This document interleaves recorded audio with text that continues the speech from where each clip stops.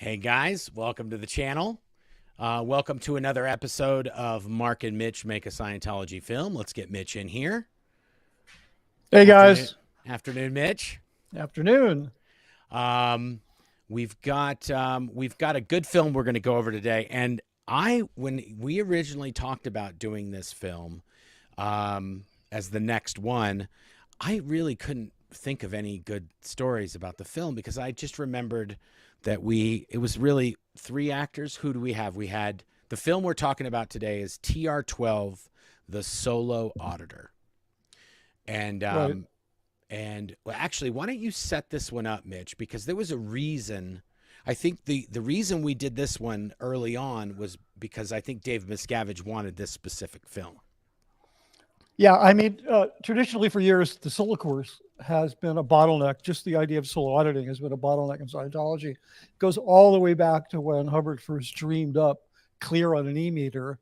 The only problem was in order to become clear in Scientology back in the 60s, you had to travel to St. Hill, England, and you had to take a course called the St. Hill Special Briefing Course, which that course has been canceled by David Miscavige for God knows how long. You can no longer do it. But you had to train to be a class 6 auditor before you could solo audit. As a result, it was a bottleneck. Nobody was going up the bridge. So Hubbard, he came up with this course, and then it's basically called the Solo Auditors Course, where he said, I've taken all of the best stuff from class 6 and I've put it in one course, and I can train you to do this. And this is the big breakthrough. He called these things an undercut. When any of his Yes. stuff started just going to shit and like nobody was doing it and it wasn't working, he'd come back and say, I did some research and I have an undercut. And there was always the next undercut. And Yes. solo auditing was a big undercut, right, Mark? Well, to make sure people are up to speed, when you first get into Scientology and you have all these engrams that you need to resolve, you can do that with Dianetics, and it's just two people talking. But then as you get Right. into Scientology, the addition of an e-meter comes into play, and then someone asks you questions and they look at the e-meter and can tell, they kind of guide you. The e-meter is like a dividing rod in Scientology counseling. It kind of tells you where to go and where not to go. And solo auditing is when now, instead of somebody asking you the questions and looking on the e-meter, you're asking yourself the questions in your mind, and then you're answering the questions in your mind, and you're looking at the e-meter to see if you're in the right area. That's pretty much a good act. I've Yeah, yeah, never yeah. done any of No, these that's things totally in fine. real You're life. probably in a better position to explain it because you never did it. Because once you do it, you're so lost in the confusion of body thetans and all this stuff. Yeah, no, that's absolutely right, and it's a great part of the con because it's really expensive and time consuming to audit people. So Hubbard said, well, you know what? Auditing at this level is so fast that another person can't do it with you. You have to do it yourself. It's just a Yeah. con. Everybody's like, whoa, right? And so it's like it's a great way to up your income is rather than us having to dedicate auditors to auditing people, we'll just have them audit themselves, right? Yeah. But And you know the what thing, I always thought what's that? was one of the things that I always thought after I left was it's too hard to have two people have so much cognitive dissonance about the same stuff at the same time. And Right. it makes it more convenient if you are just in on this with yourself. Yeah, yeah, yeah, Because yeah, if you yeah. had another person in this, one of them is going to be like, dude, can you believe we're doing this right now? Like, this Yeah, just you know, seems like a bunch of nonsense. you're right. You're right because nobody's better at suckering you into something than you. Right? Exactly. That's what I realized Yeah, when we were yeah, just about to talk about this. I was like, really, you could only do this by yourself, because otherwise somebody would talk you out of it. yeah. Absolutely. Yeah, absolutely. So the this film is about solo auditing, and just to talk a little about the course that the film teaches you, what's on the course. There's basically two things you're going to learn on this course. You're going to learn how to use the e-meter uh, so that you can perform the solo auditing. And you're going to learn how to clairvoyantly address what you will become known to you as your body thetans. This is where you learn My dog is tangled up in my mic, my mic cord. Sorry. This is where you learn to telepathically communicate to your body things, and you'll do this mostly by screaming at ashtrays. This is a course where you do a lot of yelling at ashtrays, big heavy glass ashtrays, telling them to stand up, thanking them for standing up, telling them to sit down, and so forth. And then you'll do a lot of e-meter drills. There's a couple of these e-meter drills. I think it's 22 and 24. I don't remember. They're date locate, right? You'll remember this. So you are sitting with your e-meter, and then someone is holding the cans that are connected to the e-meter, and they're supposed to think of a date. And this date, they write it on a piece of paper. Yeah. It's like a parlor trick, like a parlor game. Yes, they basically have to write, it could be 5,782,000,000 years ago, and to the day. No, like to the second. You eventually have to do it to the second, eventually. And then the person on the e-meter has to say, is it earlier than 10 million years ago? Is it earlier than 10 trillion? And then the e-meter is supposed to guide them to the right date. The other person that's sitting in the chair just sits there. And I remember that students would be on this drill for months and months and months. It's enough to make you want to unalive yourself. A good number of people finish it at what's called qual. In other words, they finish it under the technical supervision of the most technical people in the organization. It's absolutely crazy. And there is a kind of pathway through doing it successfully. And that pathway leads through this weird kind of biofeedback where the other person is kind of figuring out your tells, because everybody has tells, right? Yes. Probably this e-meter drill probably makes you into a better poker player. I don't know.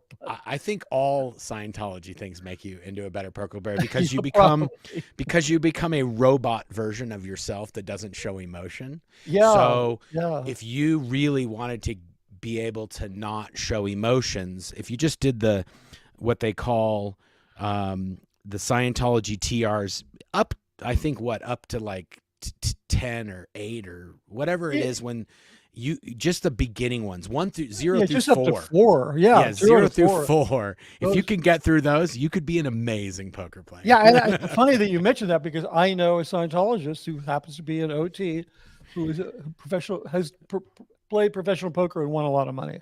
Wow. And I absolutely know one. But you still have to be smart and know what hands to play and all that. But of course, as far as a poker face goes, this could take care of that. Right. As far as controlling your physicality, your emotions, all those things that apparently are important in poker. Yeah, but Mark, come on, there's a lot of smart people in Scientology. So sure, there are. It doesn't make a lot of sense, but yes, there are. Yeah, no, to me it does. It actually does. Some people are just too stupid to join a cult. Hold on, I didn't mean that. Before you come after me, I did not mean that. But no, a lot of people are attracted because they really are looking for an alternative, countercultural kind of experience. They're interested in the spiritual. They're highly idealistic. These are, and they're some very clever high demand groups out there that will sucker you in. Yeah. Anyway, that's not what we're here to talk about, though. We're here to talk about the film TR-12. That's right. So this film takes you through how to, there's certain conventions and methods that Hubbard wanted solo auditors on, how they held the cans and how they set up the session to do it with themselves and not another person. And I think in this one, so in this film, Jack Armstrong, is our main character in this film. Yeah. And then we had Kelly. Was it Kelly Daniels? Well, Kelly Daniels. Yeah. Well, it was shot twice. Once with Katie Mitchell. Right? Yeah, Katie Mitchell. And I don't remember who the guy was. Do you remember? God, I thought it was. I thought it was like Bobby Lyons, or it was. No, it was a young guy. It had to be a young guy. I can't remember. I remember shooting it twice. Weird. And I think that might have been the thing that confused me, is because I think when we did the location shoots, those were stock shots in the first version. Right. And so in the second version, we actually needed to shoot a plane. And we'll get to that. But just let me real quick interject. The positioning with Hubbard positioned solo auditing with getting your solo pilot's license. That was a Yes. marketing gimmick. And so when you did the solo course, you got these cute little wings, like the in-flight, It was like a the little tent, pin. Yeah, yeah, it was little like a little pin, lapel. yeah, a little thing you could wear. You got your wings, like a Boy Scout pin or something, Yes. those were like your solo wings. So the film that we did, we didn't want stock shots in it, so we went and arranged to shoot. It's supposed to be. It opens with a guy taking off on an airport, a little plane. We used what the hell was that plane? It's a type of aerobatic plane. I'll think of it. It's a very famous Yeah. aerobatic plane. Tom Cruise coincidentally has one of these planes and flies it, but I didn't see him showing up to help us. So No, not at all. no, and we needed help on the aerial Oh part my of the shoot. goodness. It was Yes. a disaster. Yeah, we did well, we'll just say what we did. So the film needs to show it's a biplane. This aerobatic plane was a biplane, right? Yeah. It's a little aerobatic. It's a stumpy little plane that's just That can insanely nimble. yeah, that can stall out and Yeah, fall and then get yeah, recontrol. And it's really well, nuts. there's only like 5 or 6 of these planes anywhere near where we were in Yeah. California. And the closest one that we could find at the time was gonna be in Sedona, Well, Arizona okay, now for like a no, no, no, no, weekend. no, hold Yeah. on, Mark. Sometimes we don't remember. No, we went to Sedona. I wanted to go to Sedona. Yeah. I specifically said I had worked in Sedona. I did some commercials for Porsche, Yeah. and I done these on the Sedona Airport in Sedona, Arizona, one of the most beautiful places in America. They have a mesa, one of these things like like Close Encounters, and that's the Yeah. airport runway is on that mesa, and so Yes. you could park a car on there and fly around it. And so I want to go to Sedona. So Mark's right. We did have to find the aerobatic plane that was near there, but fortunately, there's a lot of flying out of Sedona Airport. So there's a lot of rich guys that have aerobatic planes. We were able to find a stunt pilot to do it, but Arizona could be a rather tricky place to shoot at certain times of year, right, Mark? Well, so I don't remember the part about you saying we needed to shoot there. I just knew it's in Sedona. The plane's Yeah, going there. We're going there. right. I want to say it's about 6 to 8 hours from Gilman Yeah, Hot Springs, 700 California. miles. Oh, okay, good. Good for you. Yeah, I still remember. Anyway, whichever it is, Sedona, um, is it's the weather is very hit or miss, and you can't it doesn't it there it's not like one of these places where the people that predict the weather for Sedona give too much care about if it's going to be more rain or more clouds or Yeah, more sun. It's just partly cloudy or partly sunny, and that's yeah, usually what it yeah. is. Whenever we would do a location shoot, um, my job was the shoot crew chief, but there was another department. There was a few departments underneath the shoot crew chief that we didn't have people in. One of those was a grip department. And Right. so if something needed to be transported or if something needed to be moved from one place to another, technically that kind of came in under the grip department. But since we didn't have anybody in the grip department, I was that job from above. So getting a plane to the shoot was kind of a grip thing, but the plane was really a prop. So the props guy was in charge of the plane, and the logistics guy was working with the props department to get this plane to this place. And somehow or another, they could only get it there. I want to say it was for an afternoon. Like it was going to be there, and we had it for an afternoon. And Yeah, I'm sure between flying time and fuel and the yeah, and how airport. much? Yeah, Yeah, and there were a lot of moving parts. We yeah, were shooting in a place that we didn't know any of the people, so it was, somebody called the airport and said, "Hey, we want to do a shoot there this afternoon," and they're like, yeah. "Sure, I guess," and like, give us $1,000 and you can do whatever you want, It's not a real and busy airport. Also, yeah, and so we didn't have a lot of money. Well, almost all the money that was spent on this was spent on the plane and the location, and me. and well, No, I'm just kidding. I'm but sorry. but you were already paid, I Yeah, think, for the I'm film, just so it wasn't we were Tasteless Either joke. Sorry. Either way, when we get a budget like this and we're going to travel to Sedona, Arizona, there's no hotels. There's no, there's gas money and maybe a little bit of food money. That's it. Anyway, so when we get to Sedona, we travel to Sedona. We have to get up, we have to leave at let's just say midnight to get there by the morning so that when we get there, we can shoot. We can set up and we can shoot with the plane or whatever. And I think we were going to do, there's some ground shots where the plane is taking off and the plane is landing. And then the plane needs to do some aerobatics and we need to get some of those shots. It looks like it needed, like it was spinning out of control. There was one shot where we were looking way up at it and it's like, it's going to crash. So. Yeah. And it rained. Well, hold on a second. Not only did it rain, yeah. There's a thing in Arizona called monsoon season. Yes. And we picked monsoon season to shoot this thing. So if you want to know why nobody was at the airport, because monsoon season in Arizona is a serious business. And so when it's raining, guys with planes that are aerobatic planes that they don't want to get messed up, they don't like to fly like that. No. They're like, I'm not flying in the rain. And I'm also not going to do a bunch of tricks in the rain. Right.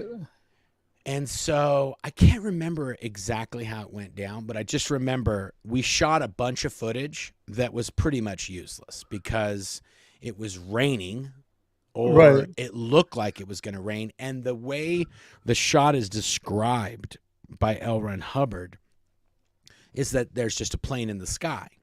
It doesn't say there's a plane in the sky with rain clouds all around it. Yeah, one would assume it needs to be a glorious, spectacular, sun-drenched shot. Yes, you would assume that. But here we are, and there's a plane. We got the plane.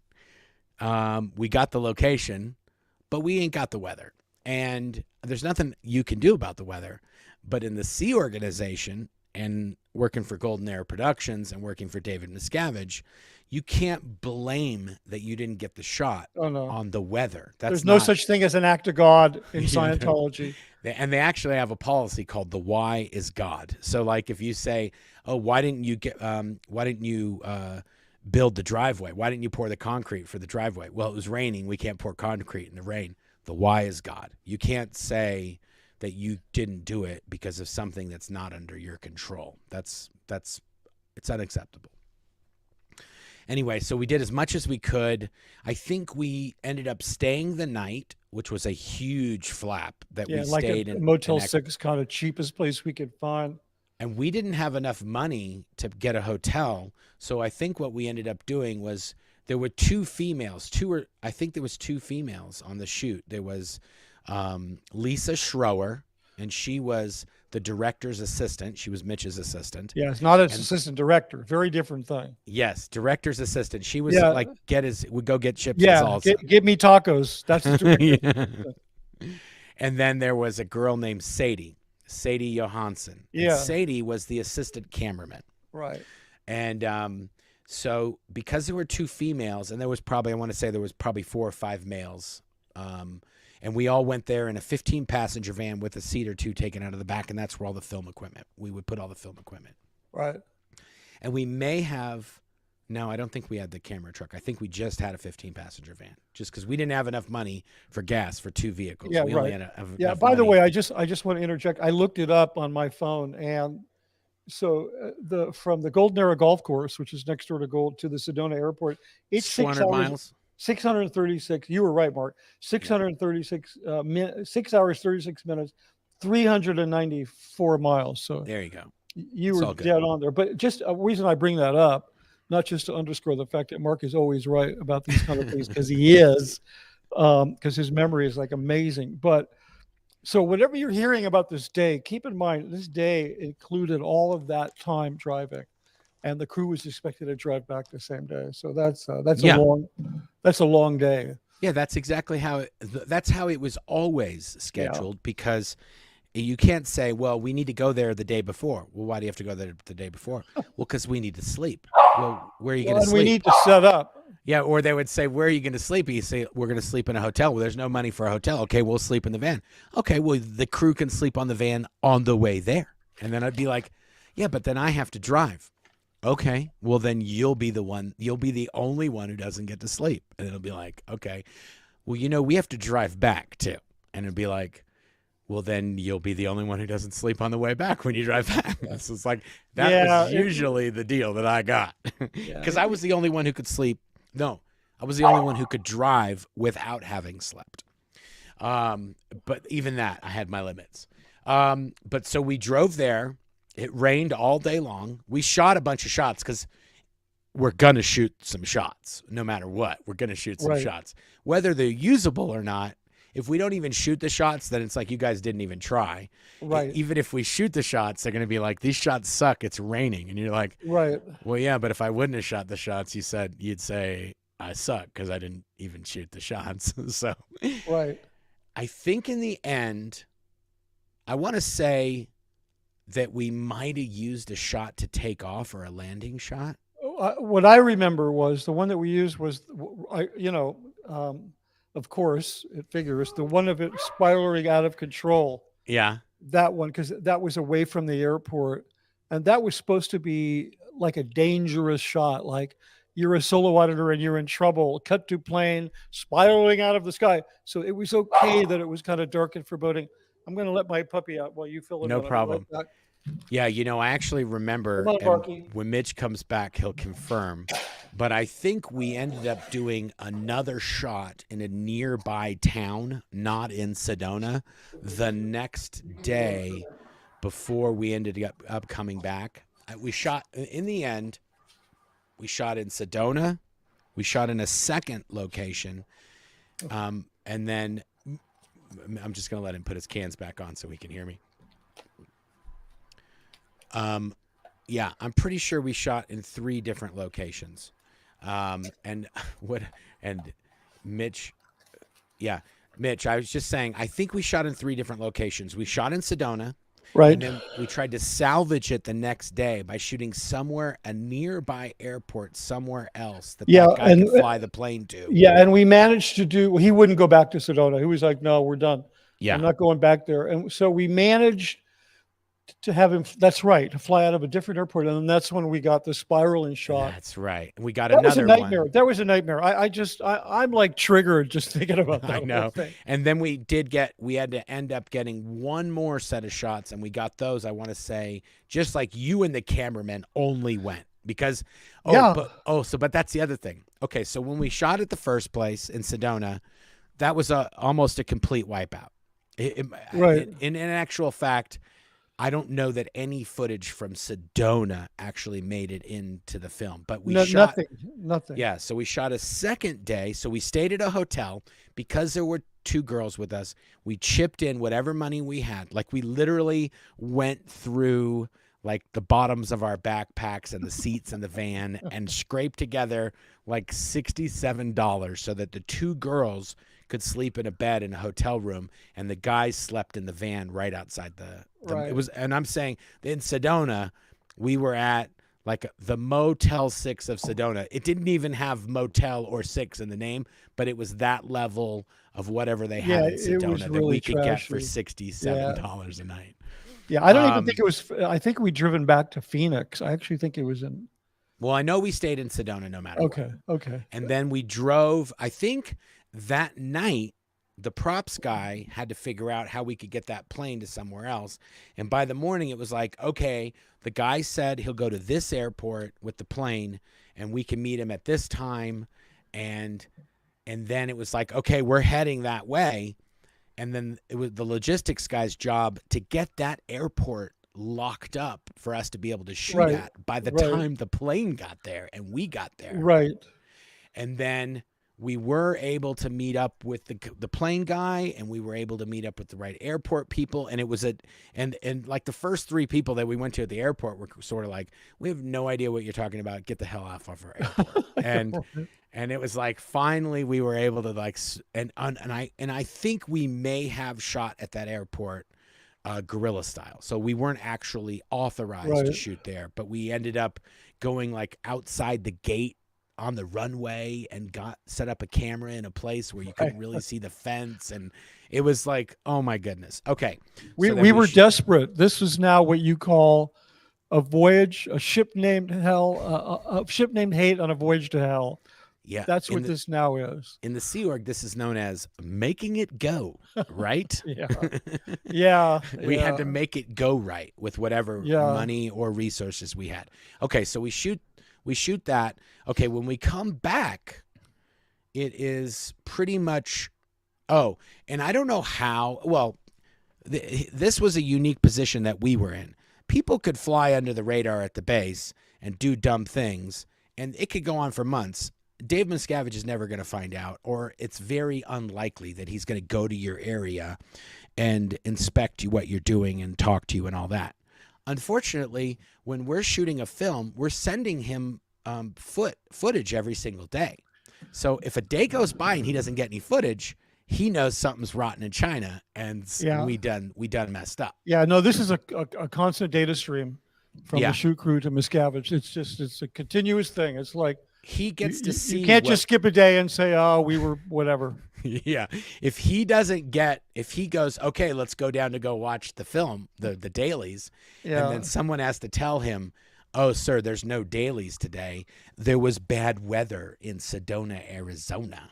That's a little bomb that's going to go off in your pocket within the next hour or two. Yeah. You're going to find out that David Miscavige knows you didn't do anything today. So we and I think the first thing that would have been said, sorry to interrupt you, it would have been, why did they go to Sedona? There's an airport right here in Hammett.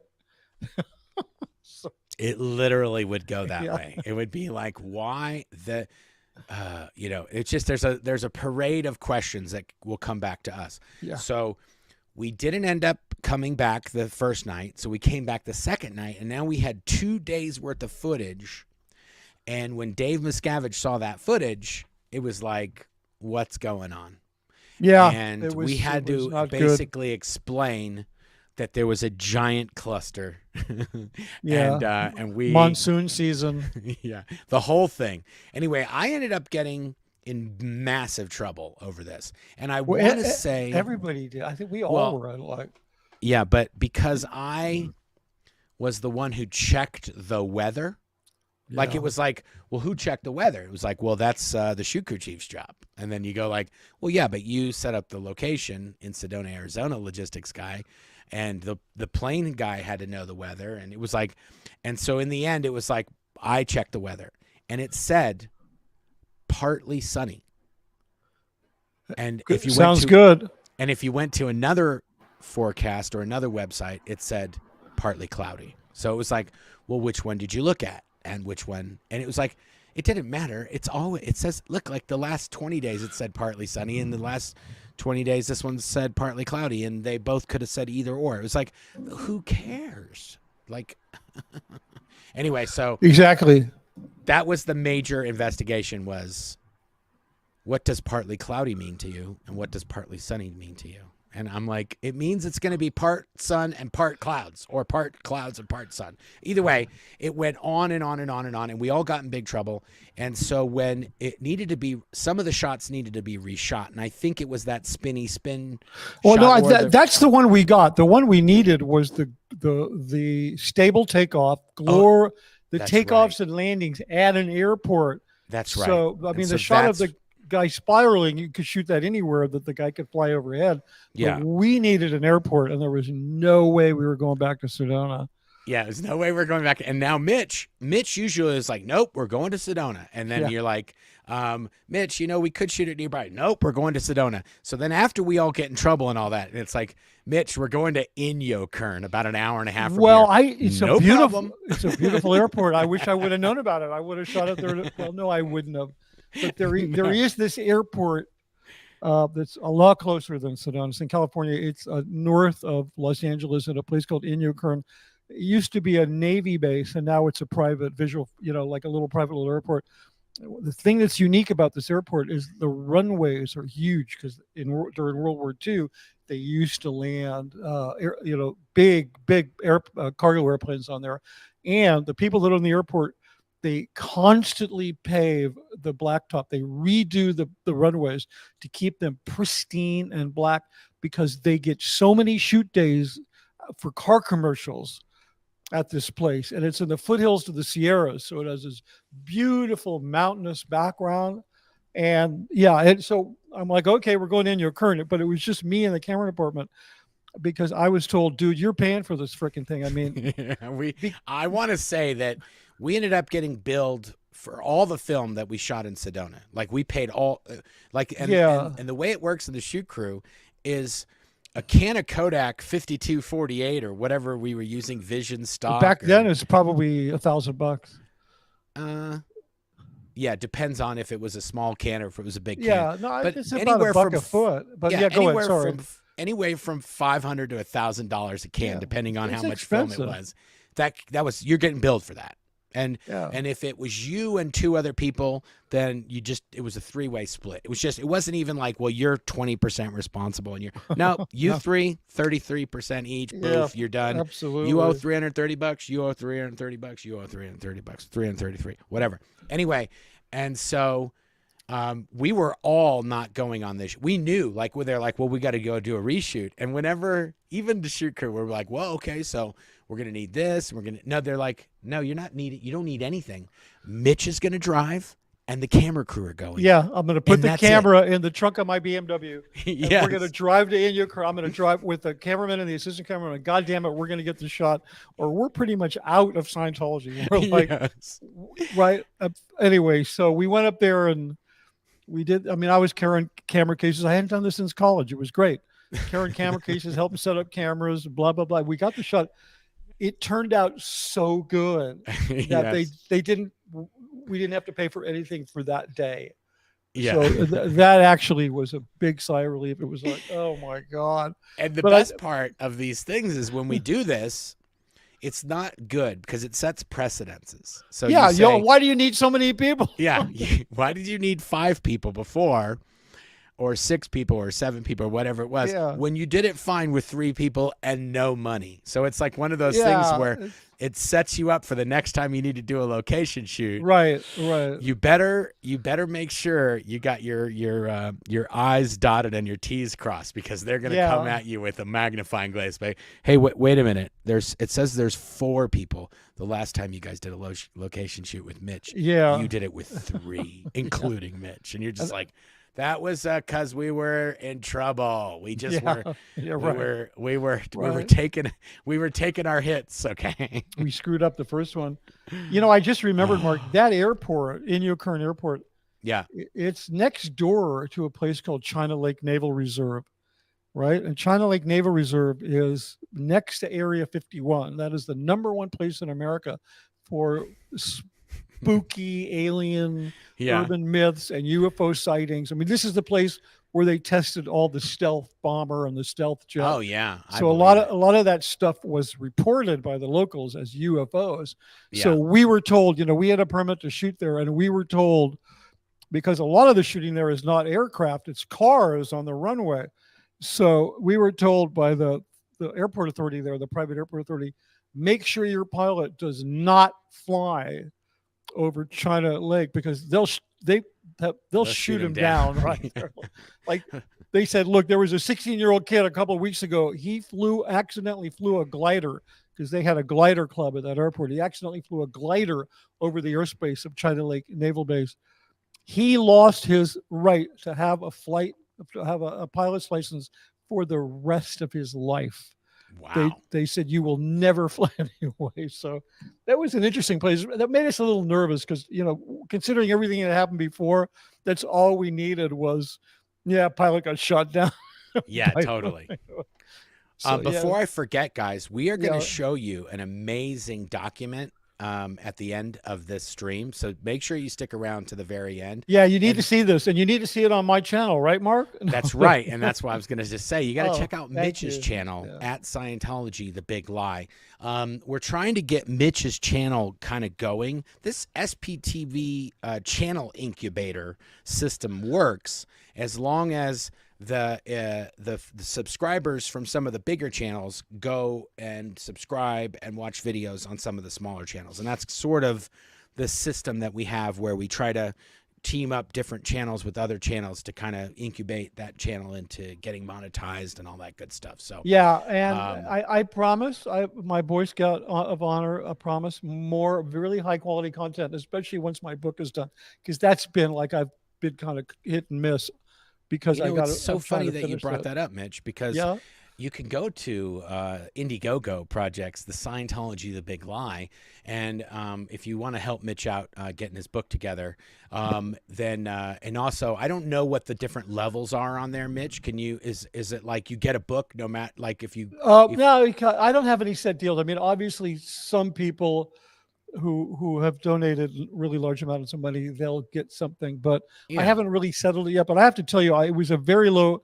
I had a very low campaign goal, which was only $2,000 as money I needed to finish it. We're at 108%, so I've already passed it.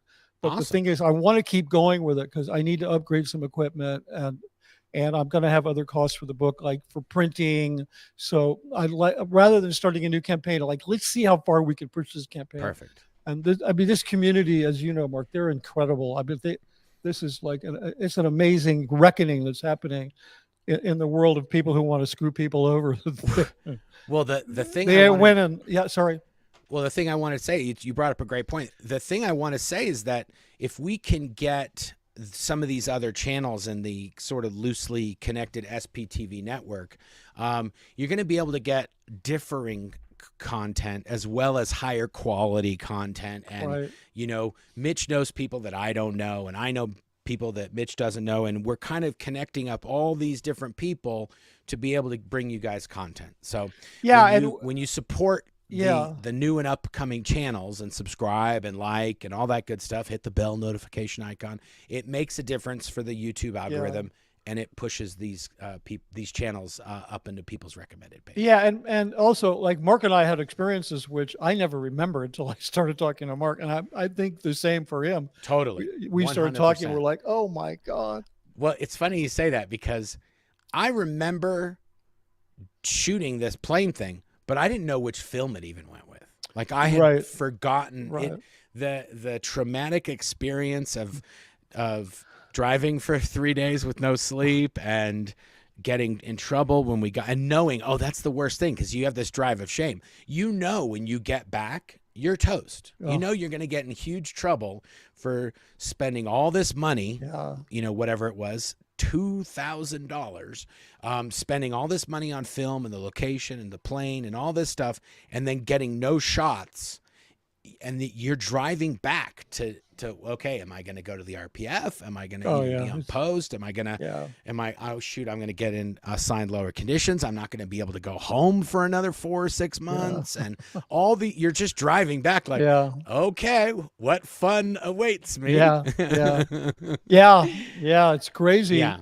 You know, So I yeah. didn't remember that the plane was connected to this film. And then when Mitch, we have a like a note that we kind of create for each one of these things. And when Mitch added all the plane stuff, I was like, oh my God, dude, I totally forgot that was for this film that we're about to talk about. Yeah. And I had only just remembered it. It wasn't like I was just sitting on it. It was just, it was very traumatic.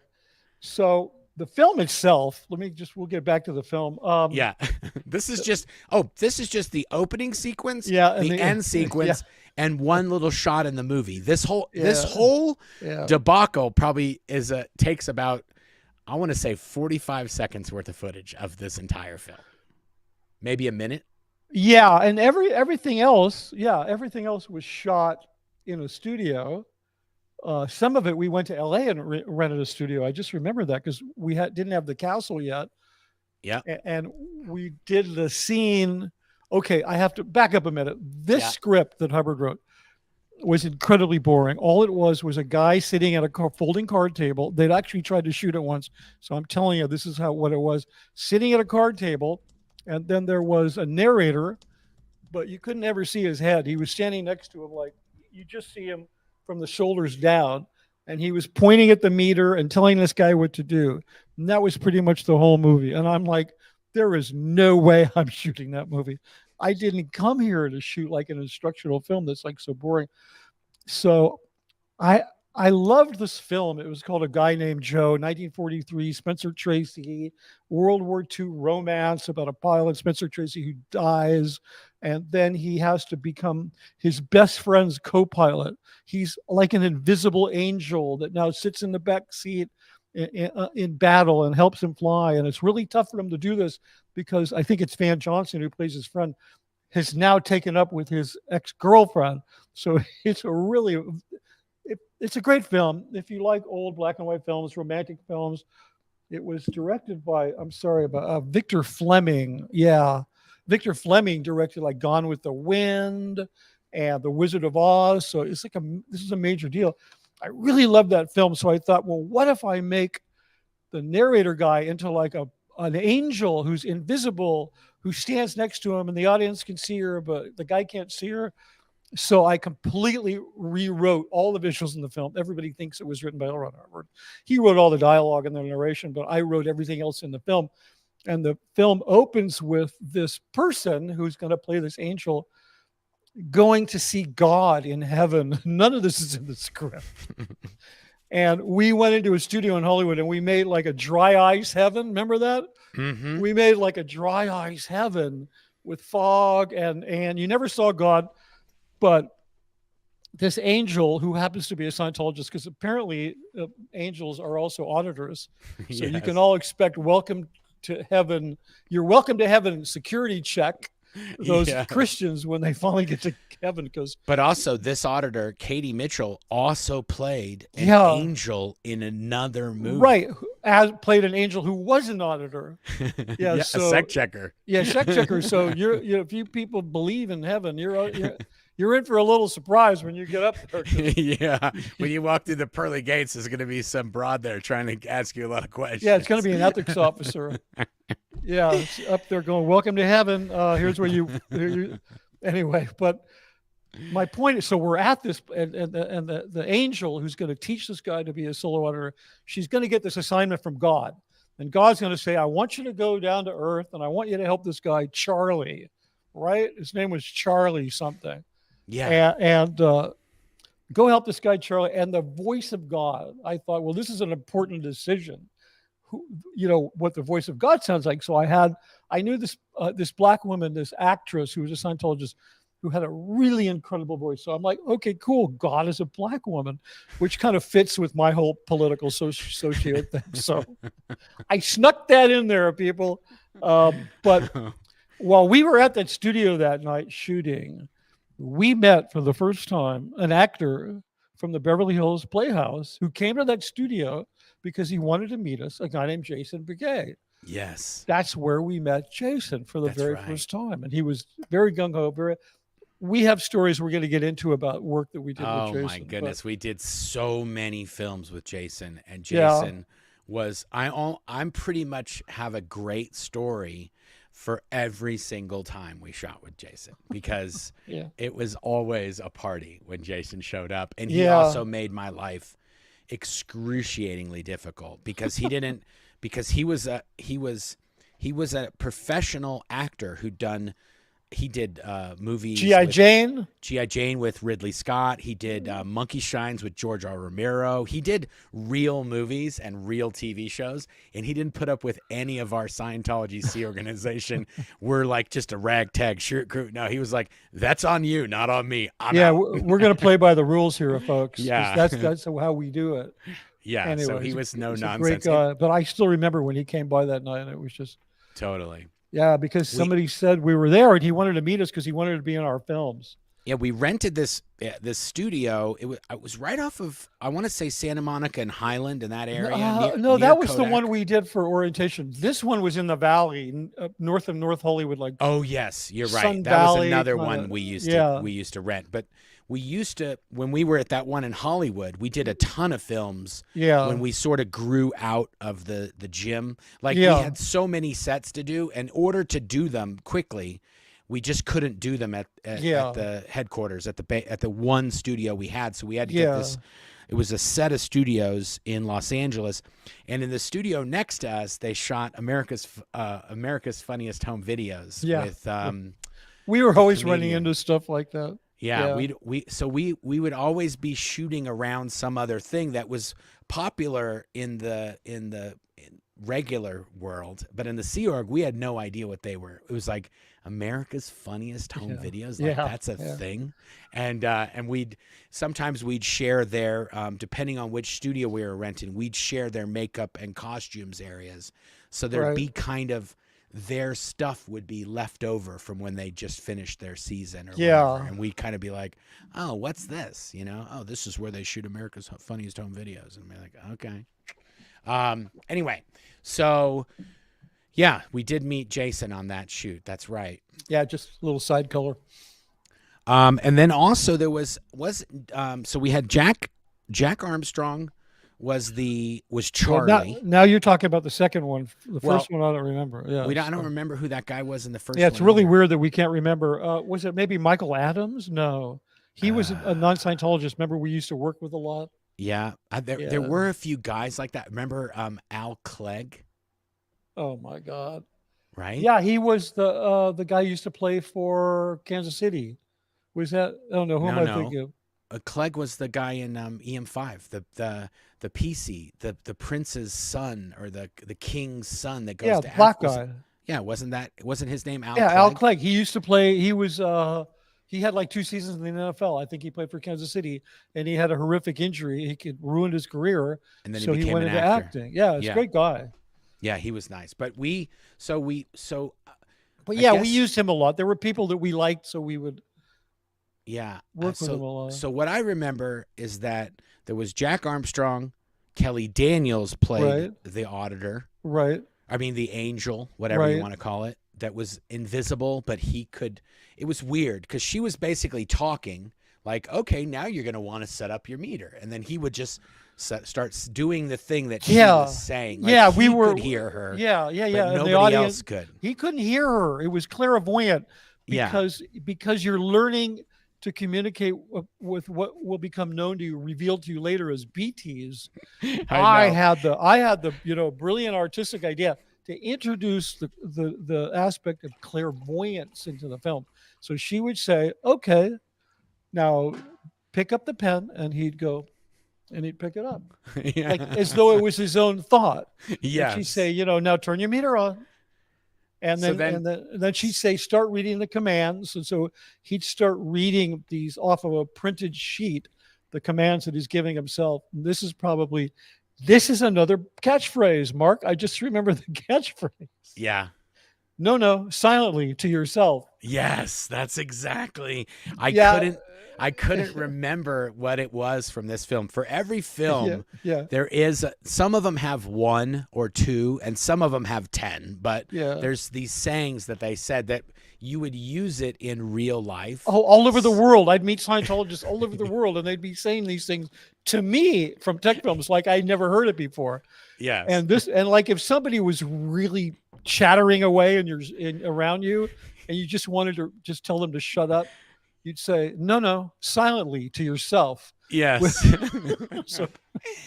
Yeah. And that is true. A lot of these were comical within Scientology. Yeah, we could get away with it because Hubbard. Well, that one was a little bit south because we were taking a line. But still, we would definitely use those. There's one film where it's EM5 where there's a bunch of papers blow all over the floor. Right. And the messenger comes in and says, "Get these papers picked up." And so whenever somebody would go into somebody's office and it was messy, we'd be like, "Get these papers picked up." Yeah.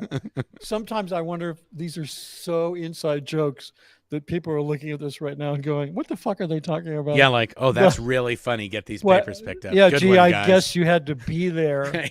No, but some of them were really helpful lines. There's one in a film that Jason was in that we're going to do later, and we'll bring this back up again. But the Jason character is trying to pull the wool over the auditor's eyes.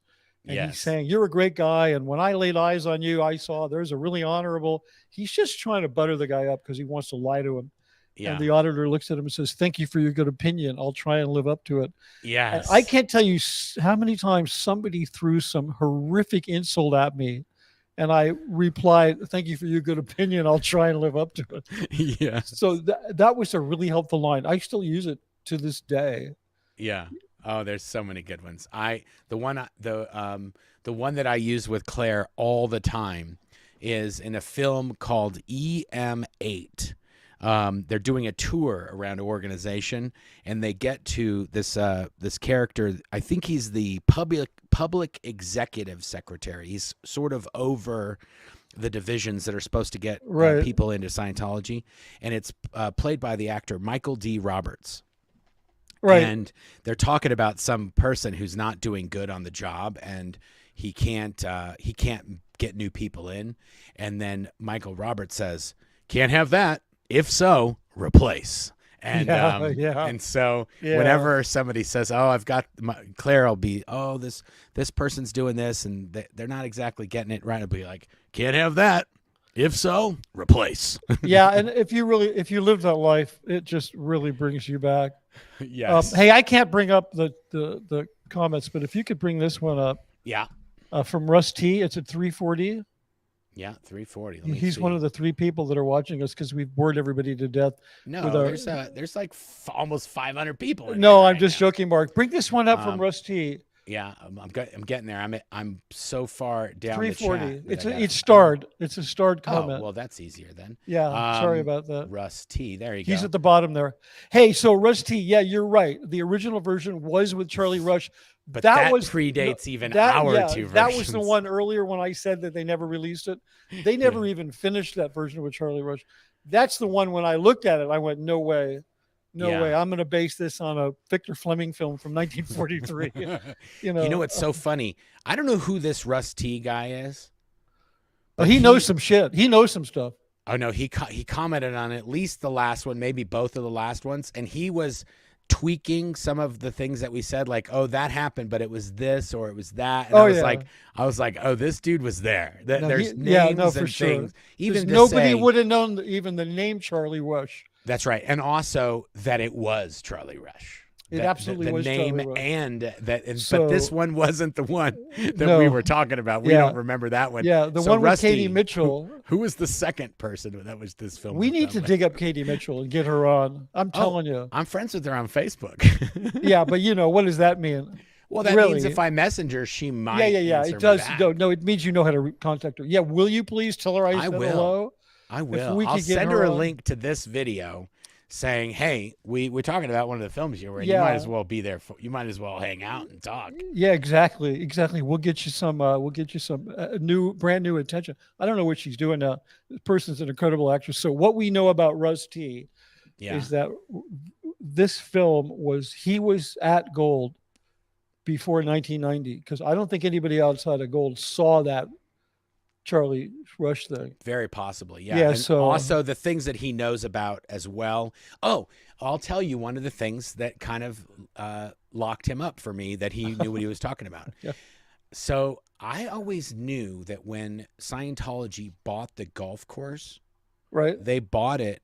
What I was told is that they bought it, and the people that bought it was not Scientology. It was called the Scottish Highlands Quietude Society. Yeah. It was. That's what I was told. That's true. I was told the same thing. Okay. That, you know what the initials of that are? SHQ. So it was a funny joke that they made because summer headquarters. Because Gilman Hot Springs was going to be the summer headquarters, and the place in La Quinta, which I don't remember if it was you or somebody else who brought this up. They're 45 minutes to an hour. No, it was me. I actually, when I was writing my book, I'm like, okay, I have to be accurate on the distance between the two. Yeah. It's actually 60 miles, and then I went, now that's interesting. Let me look up the mean average temperature difference, 10 degrees. So that means when it's 120 in La Quinta, it's 110 at Gilman Hot Springs. The summer headquarters. Yeah, there's your summer headquarters, not some alpine mountain retreat. Yeah. They could have gone up to Big Bear. They could have. That studio. Another hour. Yeah, the facility that they had up there could have easily been. Well, they didn't have it yet, but yeah, that doesn't matter. They want something done, they'll do it. You know that. They got all the slave labor they need. Oh my goodness. Anyway. So yeah, he said that SHQ was a joke. The Scottish Highlands Quietude Society. This guy was probably, we're calling you out, Rusty. because remember, I was told it was the Guardian's office that made that purchase Yeah. because they were looking for a hideout for Hubbard, right? Yeah. And it And so, was, at the time, it was sort of like, it's called Gilman Hot Springs because there used to actually be hot yeah, springs. And this is a crazy story. I don't know if anybody's ever told this story, but there were hot springs in Gilman Hot Springs. right. A lot of people don't know this, but on the other side of the mountain from Gilman Hot Springs, there is a super, super top secret government facility that's inside the mountain. Yeah, to the east. Like you could go at Google Maps Yes. and you could look at what Mark's saying. It's to the east of Gold, and you will see a blurry spot on Google Maps, which Well, has obviously been wiped out. It's obviously but whatever photos there. yeah, but also there's a whole road system over there that Yeah, goes leads nowhere. into the mountains. It looks like they just but dead end into the yeah, mountain yeah, all it's over the crazy. place. People don't know this, but actually, every map you see on Google Maps is cleared by the U.S. military. The Oh, I Google is believe not. it. Yeah, well, I know for a fact because I met a guy who has a private company. I'm talking about the satellite photos, Yeah. not the regular maps. But I met the guy who has a private company that does the launches for Google to provide them with the photography, and all of that is turned over to the U.S. Air Force and then cleared by Google. So it's all vetted. So yeah, nobody Yeah. knows. Not even So, the crazy, curious Scientologists know. but as a result of the government building this complex inside the mountain, they hit the springs and they dried up. That when they were digging Is in the that back, why I heard that the government did? I heard they were just trying to divert a river, and the Army Corps of Engineers like that's messed. the Oh, story. that's the Because why would they be plausible. digging in? Why would they be digging in the mountain behind where the What do you think springs it are? is? Do you know what it is? I have no idea actually, but I do know that there had been people at the base that went up to the top of the mountain above the Right, base, and and many never came times, back. no. When they went up there were guys with machine guns at the top of the mountain. Oh, nice, really nice. So, but the best part is that sometimes SPs would try to infiltrate the base, and they'd come up over the other side of the mountain, and then Right. these guys with machine guns would be there, and then they would say, "Oh my God, Scientology's got guys with machine guns on top of the mountain Right, that are right. guarding," and then there's all these stories about people with machine guns guarding the base, and when I got out, I saw the stories. I was like, yeah, those weren't us. Those were the guys on the other side of the Yeah, mountain. the Those are government. they were trying to they would do the same to us if we went up there. So Right, so they dried right. up the springs, and then this old man Gilman, who ran the springs for all these years, he took boilers, steam boilers, and he built them into all the underground springs. Oh my And so he God. kept the springs running for like another 40 years with all these boilers. Yeah, And with then table salt and yeah, boilers. and then at some point, some ex-employees and all telling old Gilman secrets, that the springs were no longer active, and so that's when it was sort of at the end of its days as a resort that Scientology scooped it up in. I want to say the late 70s. Yeah, well, according to a video I did on YouTube, so it has to be true. Yeah, I have what's her name, the woman Kathy Frazier, who sent me the letter telling me I needed to go sit in the corner and feel really bad about speaking out on YouTube. yeah, The bad man, you're a bad man, you're a bad man. That yeah. letter In that video, in the gold video, the one that I was in, that I did the response video to, and I yeah. also did a short on it. She says when it was. When was it? Yeah, I don't know. I have to look again. I forgot, but Okay. it was like you say. It was. It was in the 70s, late 70s. Yeah, it was prior to early 1980. 80s. Yeah, yeah. Okay, awesome. Oh, here's another comment from Gary Jackson Moorhead. Hey, my brothers. Jackson, you can say hey, my brothers without having to send a super chat because I'm pretty Yeah. sure you have both of our phone numbers. You are certainly in your groove, Yeah. Mark. You just said cans. I did. When you left, I said, when Mitch gets his cans back on, I will. Oh, yeah. I'll tell Yeah, you yeah, guys the rest of this. And Yeah. I might have slipped and said cans. So sorry about that, guys. Headphones is how most people refer to them. Yeah, in well, the, I wear cans because they're actually cheaper than a good toupee. That's a good idea. I didn't Yeah. ever think of Yeah, that. yeah, And, yeah. This is, and I'm I going to have get, seen you wear those headphones for, almost the entire time yeah, I yeah. knew Mitch. These are the headphones, exact MDR Sony. 7506s, Yeah, exactly. Sony's.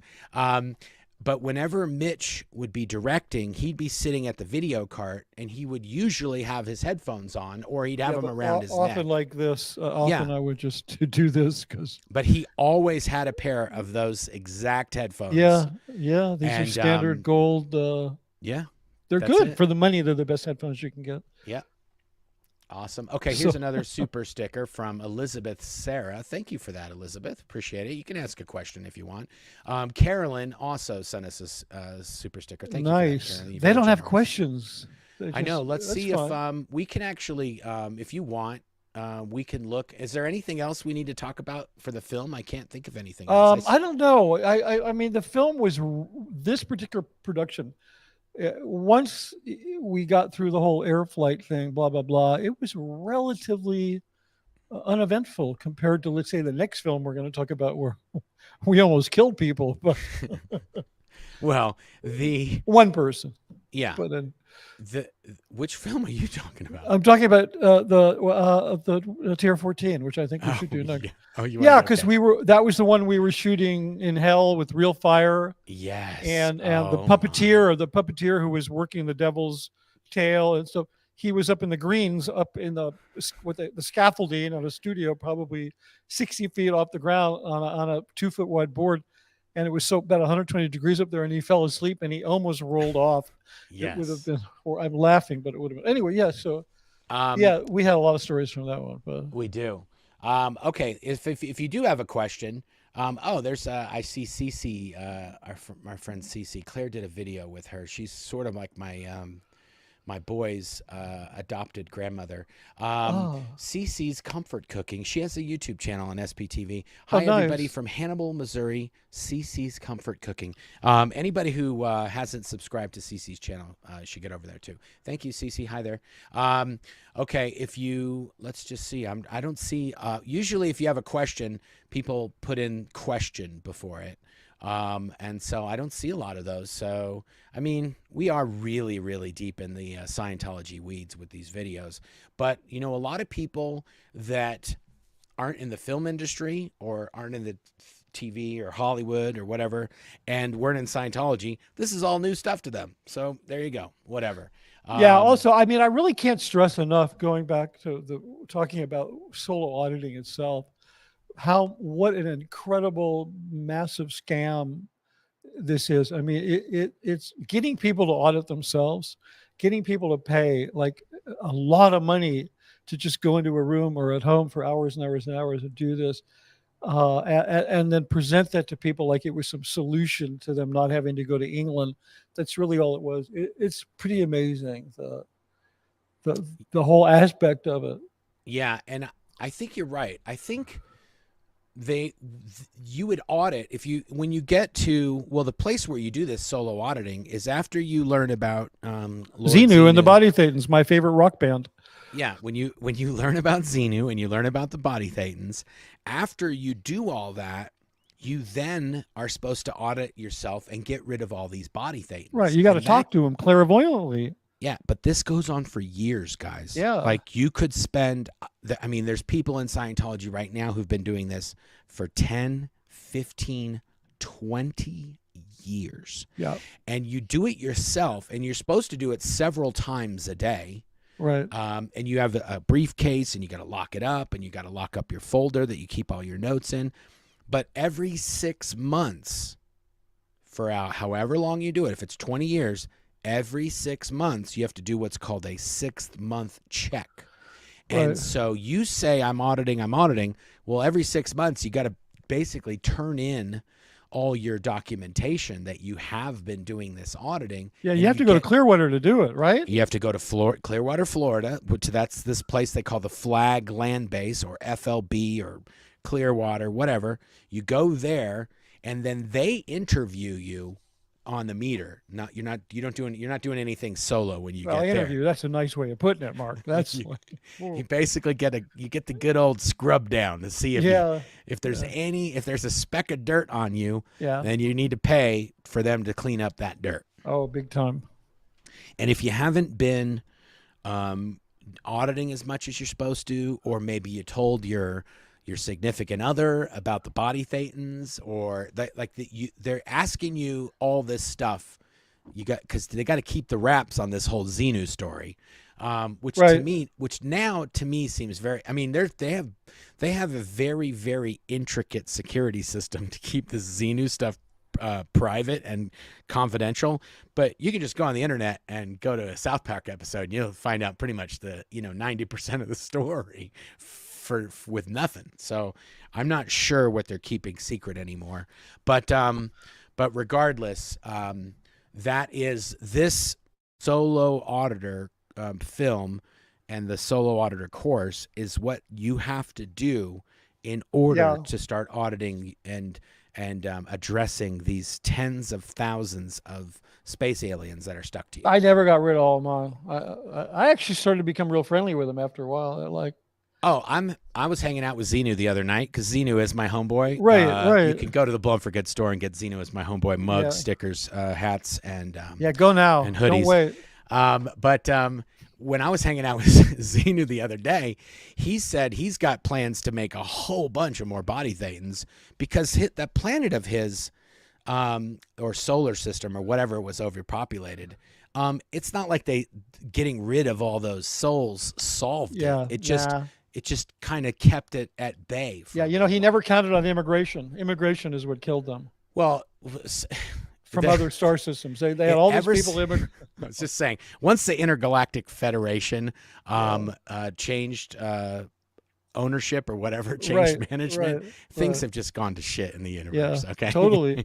Hey, there's a question. Oh, let me see if I can find it. Oh, from Yeah. Andy Fabulous. Yeah. There's Did no you star it?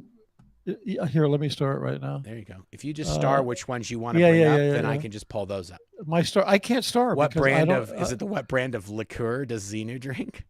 Yeah. Andy Okay. Fabulous. What brand of beer/liquor does Xenu drink? I don't. That's an interesting question. Probably, I would think German beer.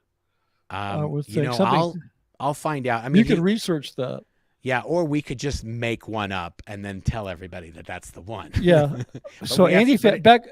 It does Sorry. have to have some sort of semblance to the answer, so it can't just be like, oh, he likes Tito's. We got to make Yeah. up a No. good Yeah. backstory. Exactly. Yeah. Exactly. Glycol, Exactly. probably glycol and something else, because that's what he Yeah. used when he froze those guys. He had a Yeah, lot exactly, of glycol yeah. on hand, so whatever we put, it's got to have some glycol in Yeah. it. Okay. So check this out. Back for I'm going to work on that immediately. Yes. We'll have the beer. We'll have that answer on the next when we do the next film. We'll probably even have an illustration of it. Yeah. Was there Okay, so another Andy I have to. Yeah, Andy Fabulous at 404. He Okay. just asked a question. It's no variety. Okay, it's- good. I'll go to it. Yeah, because I can't star. Next time you need to give me that extra. I don't know how that works. Yeah, I'll have to ask Aaron. He knows. He's got all the inside dope. I you think see if we this? share. Yeah, I'm at 404. I'm just looking. You for see, Andy where- Fabulous. He had a question. Mitch, did you need to study? This is a really interesting question. It has a very simple answer. I think it's on your channel, so I can't see. Oh, really? Okay, so but I can't click on it. It doesn't go. But anyway, the question is, I can't Yeah. show it. The question is, Mitch, did you need to stay up on human psychology in order to make a film that could capture a person into brainwashing themselves? The answer to that is no, because I had L. Ron Hubbard as my co-pilot. He did all that heavy lifting for me. I just had to make it look good. So Yeah. no, I did not have to know anything about human psychology, although I did know a lot about human psychology. And the Church of Scientology would be shocked at how much Eastern philosophy and research psychology I drew upon for writing their television ads, because I couldn't find anything that Hubbard wrote that was worth using to inspire for an ad. So anyway, that's the answer. He did all that stuff. I just put a nice, what we did, me and Mark, we just put the shit on tapes, or we made it into films, but we didn't have to know jack all about psychology. You know, psychology wasn't even a thing, right? yeah, I don't even. I mean, I haven't even read Dianetics, so you didn't Yeah. have to be versed in Well, no, Scientology. I had to read it 4 times under No, Gestapo supervision. So you did. that's But I'm just saying, in order for me to do my job, I right. just needed to be a good worker. I didn't need to know Yeah, no, anything you were lucky, really Mark. You were about lucky. You Scientology. got to keep most of your identity. It's one of the things I admire about you. You got to keep most of your identity intact and your resilience, and just develop good work ethic. I mean, you're like I in that appreciate way. it. I think it's true. In that way, I think you're fortunate. And that there's a few people like that. I think Sterling is like that as well. Sterling Yeah, Tompkins. Yeah, he's like, there were a number of people, and they're like, who joined the Sea Org, and they were more Sea Org workers than they were Scientologists, yeah. and so Scientology didn't really have a real chance to dump its stink on them. Yeah, You you know, know, I think you're really right. I was trying to think of another person like that. I think you're right. Sterling is another one of those. He grew there's up a in there, few. There's a but he few. was really just working. He never really. I want to. I don't. I'll I heard ask him him. talking about it today. He didn't do jack all with Oh, he Scientology. didn't. Okay, No, I he didn't did know. I like don't want to say. Oh, he didn't do jack all. And he's like, no. dude, I spent He 7 was years talking to studying. Aaron today, and he's like, I did a student hat, was just like as far as he got. Oh yeah, so he's Yeah. a green weenie too, when it comes to No, all the he's just brainwashing. not. He's unadulterated with all that crazy shit that it just Yeah, can you just here, let me take my identity and I'll rip it out, yeah, and okay, you can take that, and let me take this one, and I'll just, oh yeah, I'll take this one. Okay, I yeah, have body things, that's who I yeah, am. And you're like, what? You just lose your yeah. identity. So Okay, here's a good one. John Satowski, thank you for that, John. Did Mitch do cameo walk through like Hitchcock? You know, I don't think you were. I no, don't I remember wasn't. you I did ever being one. in I one did film. one. I did Which one. one? No, I did. No, you were in it. We were both in a film together. In the Doll film with Danny Masterson. Oh yes, okay, I ran down the stairs. There was a shot, just feet running down the stairs. It was yes, supposed to be one particular character, and the guy, he was not a good. I needed a person to shuffle down the stairs, and I had an exact visual image of it. yeah, And we did like 50 takes, and I said, grabbed the guy, dragged him to wardrobe. I took his costume off, and then I just ran down. I shuffled down the stairs the way I wanted it to be. And that was like my big cameo. I did in the Way to Happiness films. I did a full on, but that was yeah, years later, and that's whatever. That's not a tech film, so it's not special, because only the yeah. tech films were Only really the tech special. films are special. Yeah. Gary Jackson Moorhead says, I have the deets and info on the water and test sites back there. He's talking about the secret government facility. No machine No guns. machine guns. Oh, What? man. No. That's a bummer. Well, yeah. So that's the thing. Maybe these people that went up there and said they were machine guns, maybe they were just, maybe they brought them. I don't know. I don't know where the machine guns ever came from. But there were Lockheed security that were up there. I don't know about the guns part. Well, it might have been. They might have been intermittent machine Yes. guns. Might have been when they Maybe were up to Jackson stuff. didn't. They said, "Oh, Jackson's coming. Put the machine guns away." Remember the movie Heaven Can Wait? Mitch should do a movie called Scientology Can Wait for LRH. Yeah, I got better things to do. What would that be? That would be like, I don't know. I think somebody should do a Xenu thing. It would be amazing if you knew the whole Xenu story. And this is sort of my argument for Scientologists. Okay, let's pretend the Xenu thing is 100% true and Hubbard nailed it. Right. If there is a space alien capable of interdimensional travel that spent 9 weeks at light speed to bring billions and billions of people from his solar system to our solar system, and that's a real thing. Yeah, in DC-9s. In DC-9s that had space jets instead of propellers. Right. Well, they look like DC-9s, but this they is weren't. what Hubbard said in the thing, that the space planes that Lord Xenu used for intergalactic travel, they look like DC-9s. Is that a McDonnell Douglas plane, a DC-9? I believe so. Yeah, a Boeing. No, I think it's Boeing. Boeing. Okay, so Yeah, Boeing. I went to art school. I International- don't know about that. International Galactic Dictator used the same manufacturer. Who would have known? Anyway, It makes sense. if all that is true, then why would Scientology put all their trust in a guy named Dave? to protect them from all that. He doesn't have anything that Xenu's got. No. So I'm just saying, if it's all real, Xenu's my homeboy. I'm signing up with him. He's got some cool tech, or not. Who knows? Okay, here's the Xenu cocktail. It's already done.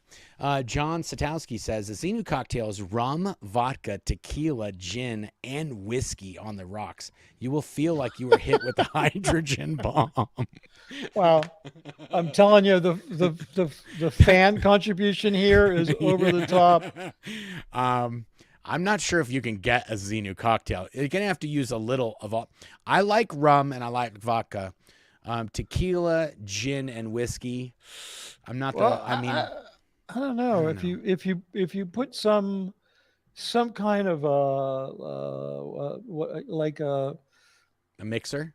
Yeah, like a mixer, like a citrusy mixer. Yeah, like a ginger ale or maybe like lemon juice or a lime juice. I think this could work. Could do the Xenu Mule. Maybe we can make a Xenu Mule. We could just do this one time, Mark. We could just get all the ingredients out and just do a Xenu mixology session where we try different. Marc and Mitch make a drink. Make a Xenu cocktail. Anyway, let's work on this one. I like the bones of it, John, but let's just we gotta workshop it. I'm not just gonna say this is it, but it could be. I don't know. We have to try it. Okay, let's. Do you think we should show this document? Oh yeah, absolutely. Yeah. Okay. Yeah, absolutely. Yeah. So guys, let me just set this up. So we're talking about these films that we were shooting. Well, a lot of times there would be these events. We've talked about Gold putting on these Scientology events. DC8 is a McDonnell Douglas, by the way. Thank you very much for that. Thank you, guys. Thank you for all my aerospace knowledge is paying off. So we would shoot these events or shoot these films, and then sometimes David Miscavige would release them at an event. And most of the people that worked on the films or the videos would also work on the events. So there was a sort of a mixed crew. But to put on the event was also its own production in its own right. It could take months and months to put together one of these events in terms of the content of the event. There was a stage, so the sets and props guys that built the sets and the props for the films would also have to build the sets and props for the event. And let me ask you, Mark, how long were these events? What do you mean? In the length, like what? How? It usually would be anywhere from 2 to 3 hours. Yeah, was so how long? Not a small little thing. No, it was a lot of content. It was a lot of production. And David Miscavige, he wanted the same production value that he was getting out of the films. He wanted the same or better for these events. And that is why the same guys who shot the Super Bowl were the guys that shot these events. So, or set up the broadcast truck and tuned all the cameras up and did the audio and the live, like, okay, go camera 2 and set camera 3 and take camera 3, you know, like the guy directing the videoing of this event. And so one of these events could have 100 people that had to work on it to put it on. And if the event went badly, then those 100 people were now in the shit. And they would be like, until the next event, they'd basically be in trouble until they were redeemed on the next event. Or if they did so badly, then they were off the event crew and they would get moved into the grounds department to, you know, mow lawns or trim trees or to clean the sidewalks, or they just get put on something that had nothing to do with anything. So if we did one of these events and it went well, that was a rare occurrence. It was actually like there were 7, depending on the year, there's anywhere from 6 to 10 of these events a year.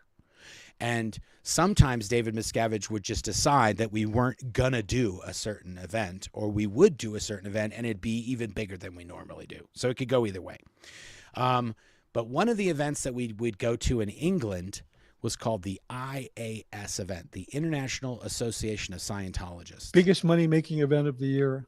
They could make anywhere from 20 to 50 to $100 million at one of these events, because what they would do is the events that took place in America throughout the year, they would hit these people up at every single one of those events. They'd hit up a bunch of people. But at the IAS event, only the richest, most dedicated members from all over the world are sort of invited to this event. And and they got showcased, right? Like, for example, you hear about these IAS, the membership, whatever, I forget what they're called right now. Patron, status, meritorious. So if you earn one of these statuses, then it would be announced at this IAS event. You'd get called out for it. So this was a big deal in Scientology culture. Go ahead. And if you gave, like, there's different statuses, but the ones that get you a picture with David Miscavige, they start in the hundreds or millions of dollars to get to that status. And this was the event where Tom Cruise famously got the dinner plate sized award. The Flava Flav. Scientology award. Yeah, this is a big, this particular event, like Mark said earlier, there'd be a certain number of events, maybe they do some, maybe they wouldn't, but there were these tentpole events they'd always do. New Year's, L. Ron Hubbard's birthday, the anniversary of the Free Wind ship, and the IAS. These would always be done. And then there may be a Dianetic celebration, an Auditor Day. There may be other ones, but always these IAS. That's a big deal. I mean, they hire the royal caterer. I mean, they do like crazy stuff. Yeah. Well, so an event we would put on for IAS, that's about $1 million. Scientology would spend, and so Scientology, the Church of Scientology International, would spend money to make things for that event. And the IAS, the International Associations of Scientologists International, would bear the brunt of the major portion of that budget. And they had a dictate that the maximum of money that could be spent would be the interest on their earnings of their investments. They could not spend more on a budget than what they're making on the interest of their That's investments. Amazing. I did not know that. Yeah, so we would always, and they would calculate out how much they needed for the year based on whatever they were making. Somebody somewhere had an exact figure. So when we would do one of these events, they'd already, before we'd start, they'd say, you have $987,042 to spend on this event. If you go over, you're spending the money. So if you go over, Scientology, Church of Scientology International will have to pay for anything that goes over. And so the IAS and Dave would brag all the time. I'm only spending $1 million on this event, and I'm making anywhere from 50 to 100 times that on the event. So they'd bring in all these big wigs and all these whales from all over Europe, and from the United States, people would come there. If you gave a certain amount, you'd get announced. And if you gave us one of these big heavy hitter amounts, then you would often you'd get to go up on stage with David Miscavige, and he would stand with you, and you basically get a photo op with David Miscavige. Right. And in the Scientology world, if I go into your house and you have a picture of you on stage with David Miscavige up on the wall, you might as well be Scientology royalty. So, yeah, and your trophy, you get your insane bowling trophy. Yes, and the trophies would cost. We would produce these trophies in Los Angeles. We're produced at a place, I think it's called Hollywood Trophy off of Western. But some of these trophies would be, $400, $500 for a $40,000 donation or $100,000 donation. When these guys are donating millions and millions of dollars, they got diamonds $20,000, $30,000 on a trophy for them. Yeah. Like literally $30,000 on a trophy. And we've already seen one of those from one particular unfortunate individual end up on eBay. And they're all over the place. Mike's got one in his office. But I think he has the Richie Acunto one. Oh, did he get? That's the one I'm talking about. Oh, I'm pretty sure it's at Mike's house. That one was for I think I read that the person who bought it sent it over to Mike because he should have it. Yeah, I think Richie Acunto had given. I think it was $10 million. I want to say it was tens of millions. He eventually ended up going bankrupt. But he did go bankrupt. before he passed away. Yeah, and he had his all of his swag was in one of these storage units, and then he never paid. He couldn't afford to pay the bill, so it got sold on like Container Wars, like one of those kind of operations where the people bid on them. Mark Fisher said, "Does Mark realize the Xenu cocktail is still on screen?" Hell yeah! It was just living down there by itself, and it wasn't bothering us, so I left. Yeah, hell there. yeah. Hi, Mark. Hi, Mark. We should say hi to Mark. Yes, hello, Mark Fisher in the house. Yeah. So, sorry, excuse me. So, the IAAS event was this major moneymaker. Well, the document that we have to show you tonight is from that event, and miraculously, and I don't know if there is one other document in all of Scientology that was published to the entire international headquarters that has Mitch's name on it and my name on it. That's except maybe some knowledge reports. Well, no, but I'm saying that went to everybody, that everybody got to see. That's true. That's true. But also, this was from a time when, well, you're going to explain what it is, but this type of document is very special. It didn't happen very much. Yes. And today for the last 15 years, hasn't happened at all. Yeah. Okay. So let me put it up. Okay. Let me make sure we can get our little. I got another one that kind of will do both of us big here. There we go. Okay. So I don't know if you can read it. It's not the biggest thing in the world. I'm putting it up there, and I'm going to pull up another copy of it here. Sorry, I didn't have this all set up beforehand. Okay, perfect.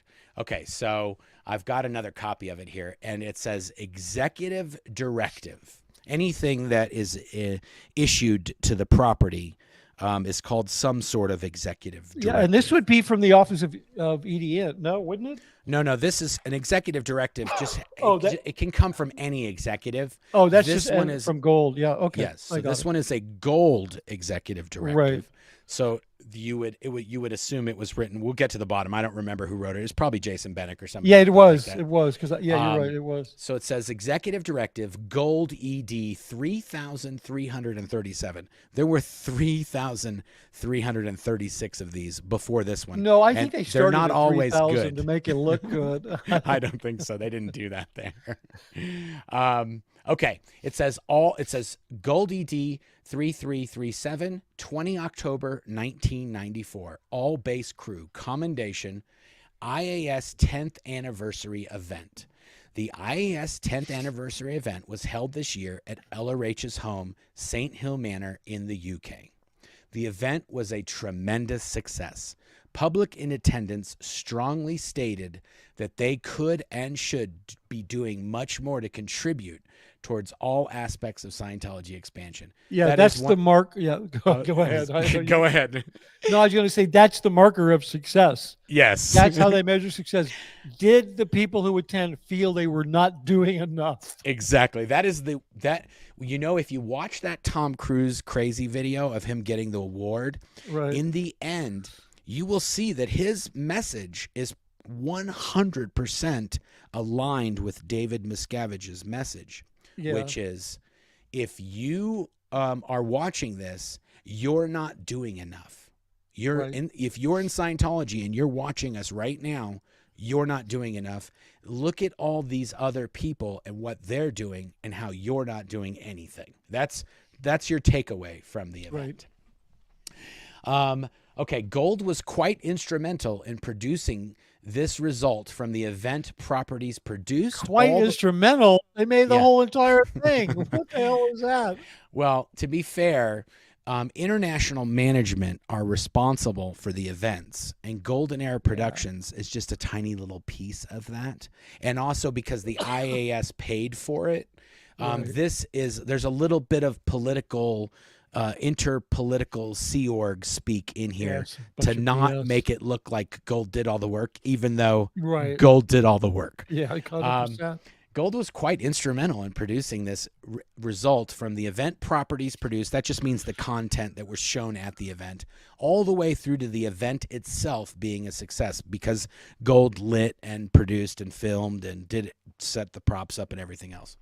As a result, the following commendations are issued.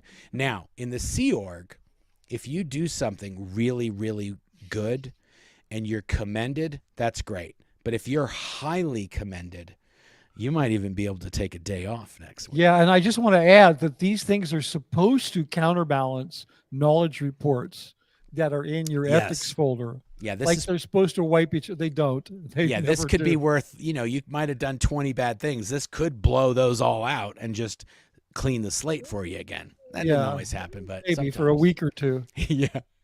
Highly commended. The below are highly commended for their professional work on this year's IAAS 10th anniversary event. Now, if this is the fact, if Jason really did write this, it totally makes sense. He's the first person he commended. It says Jason Bennick. He's the first name on the list. Yeah, he should have just put me. I'm going to skip to the end. Yep, Warrant Officer Jason Bennick. He did write this. Yeah. The first person he commended was himself. Okay, Jason Bennick. I'm going to read all these names, and you'll see why when we're done. Jason Bennick, Gary Weesey, Nick Kinsella, Rick Cruz, and Ray McKay, Cindy Rayner, Stephen Lewis, Larry Jacobs, Chris Ray, Frank Fenn, Steve Marley, Jeff Baker, Gary Liu, Camilla Jarko, Phyllis Drake. Commended. The below are commended for their professional work on this event. Steve Young, Peter Lewis, Brooke Shackleton, Sherry Moorhead, Maureen Ballstadt, Adam Purcell, Cliff Thomas, Mark Headley, Gary Hunter, Bertie Magnuson, Sarni Wiley, Josh Hemphill, Ulf Olfson, Bruce Plotz, Cleve Carlson, Paul Sarkany, Wilson Iquez, Izzy Ramirez, John Gonzalez, Charlie Rush, and Mike Eves. Okay, that's mostly, those two top columns are mostly the event executives and then the event crew. So those top people are in both sections of the film production and the event production, and that's probably why they're at the top, because they did double duty. These people that are listed below most likely worked on one or the other, maybe not both. Okay, in addition to who may have participated above, the below staff are also commended, specifically for their participation in the production of the IAS event videos and making them the best event videos we have produced to date. Mitch Brisker, Claudio Olander, Barbara Mace, Chris Mayfield, Mike Lemeron, Jim Pettigrew, Evelyn Borgland, Ogla Enan, Ron Somerville, Adam Lewis, Andrew Bradley, Julia Ellis, Todd Yamaguchi, Sheila Freeberry, Philip Doswell, Francesco Frau, Larry Madsen, Dave West, Sean Morrison, Lisa Schroer, Hilly Desatel, Marcus Swanson, Sean Alcock, Nancy Julian, Kim Fries, Tim Larson, Tom Armstrong, Peter Blecka, John Thomas, Walter Wilkins, Tony Pinder, Johan Olsen, Becky Williams, Sadie Mayfield, Randy Kreitz, Marco Gazzetti, Paul Eves, Phil Sherlock, Jennifer Demers, Megan Ray, Gwen Kolf, Axel Johansson, Jessica Weinecke, Eric Geisler, Henning Bendorf, Bob Stearns, Bill Foster, Tori Schell, Vicky Pearson, Dan Anderson, Lilia Estrada, Don Edwards, Shannon Geweiler, Jack Sheehan, Fed Tizzy, Randall Gillian. And then there's a page 2. Stevie Duncan, Ron Miscavige, Neil Coonan, Gareth Freeberry, Carl Leach, Linda Greeley, Chris Olander, Denise Friend, Mike Ogletree, Bert Drake, Lisa Frau, Jim Pearson, Fabala Frank, Peter Schless, Mickey Estrada, Steve Cook, Tom McMurray, McHenry Ellis, Russ Grealick. That's all of the list of names. Warrant Officer Jason Bennick, General Manager Gold, authorized by LRH Com Gold, for Church of Scientology International, and then it has the signatories, and I know all the names of the people. So what's the word I'm trying to say? Official, no? Yes. So Nathaniel official. Epstein, JB for Jason Bennick, JB for Jason Bennick, LC Gold, CSI. Okay, that's a lot of people. Now this, I don't actually. Sometimes they say at the end, they'll put a little thing here. The above people are awarded a day off, or like if there was something that came with it, you'd get like the prize at the end. And I don't think, I'm just going to show the second page because I didn't show that up on the slide there. That's the second page. You guys can see that there. This is an official document. There wasn't a prize, and I think on this one, what might have happened, and I'm pretty sure this is what happened, when we were in the UK, Dave said, it was a great event. He made millions and millions and millions of dollars. And he probably said, you guys should take a day off. And we might have gone into London, or we might have done something. I remember on this specific event that I was about to get on a Concorde because we missed our broadcast window, and we had to broadcast the video there to broadcast to all of the organizations all over the world the next day. And we missed our window, and the tape had to get to New York by some time, and I was going to get on a Concorde and fly the tape to the broadcast center, and then we ended up just getting a new window that would get there before the plane. So I didn't. Oh, you missed a shot of you didn't make the Concorde?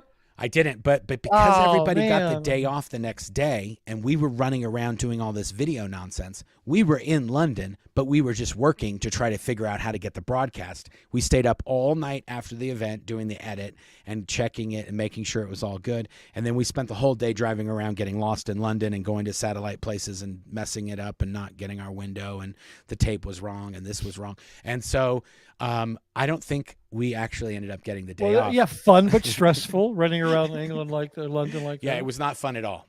Oh. Anyway, so that is that. Okay, now this is a fun little thing, because I thought to myself, I wonder how many of these people are still there. This was in 1994, arguably a while ago. But the people... Well, considering that they've signed a billion-year contract... Yeah, you would think a lot of them are still there. Okay, I'm going to show you... A billion years ain't gone by yet. I'm going to show you the document, and the people that are not there, we've crossed them out. Okay, here we go. This is who's there. This is who's still there. If their name is not crossed out, I do not know definitively that they are not still there. The people that are crossed out, I am 99.9% sure that they're either declared a suppressive person, they escaped, and then they were declared a suppressive person, or they got just kicked out of the Sea Org for being bad Sea Org members. Yeah. My own verification says 100% you are correct. There's maybe 2 people on here who left the Sea Org but are still in Scientology. Oh yeah, no, the best person that we'll talk about is on the very beginning of the document. The guy who commended himself, the first person, Jason Bennick, he's still a Scientologist, but he was obliterated from the Int base, and he was kicked out of the Sea Org by David Miscavige. Yeah, but he gets pulled in. He gets pulled in as an apologist. He does, because he was at the Int base. He's like, no, everything was wonderful there. Dave is a great guy. He never hit me or punched me or locked me up or nothing. He's the total best guy I ever worked for. That's why I'm no longer working there.